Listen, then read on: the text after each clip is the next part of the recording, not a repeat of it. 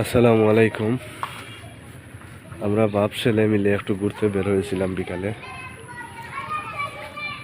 তো একটু time pass করলাম ছেলের সাথে, আসলে অনেক ভালো লাগলো। স্কুলে বসে, আমার ছেলের স্কুলে বসে একটু টাইম পাস করলাম। তো ছেলে বলতেছে, বাবা স্কুলে যাব, বিকালে একটু বেড়াতে। ছেলেকে নিয়ে আসলাম। আসলে ছেলে সন্তানদের আপনার কাজকর্মের পাশাপাশি একটু সময় দেবেন, যাতে ওরা আপনাকে ঠিকমতো বুঝে। হাজারো ব্যস্ততার মাঝে ছেলে সন্তানদের পাশে থাকার চেষ্টা করবেন। তো আমরা বাপ ছেলে মিলে বের হয়েছিলাম একটু ঘুরতে।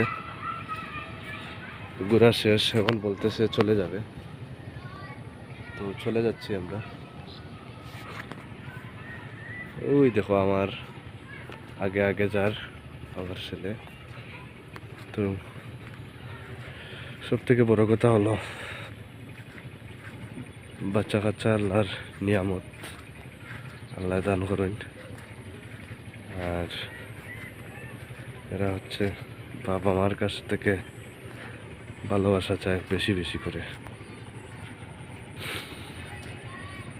যদি এখানে আপনার ভালোবাসা পায়, সঠিক শিক্ষায় শিক্ষিত হতে পারবে, সঠিক পথে চলতে পারবে। তো আজ 3 দিন হয়ে গেল, আমার শরীরটা খুব বেশি খারাপ।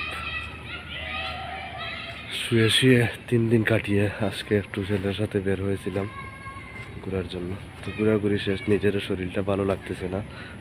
ভাবলাম একটু চলে যাই। ছেলেকে বললাম, বাবা চলো চলে যাই। তো চলে আসলাম। সবাই ভালো থাকবেন, সুস্থ থাকবেন।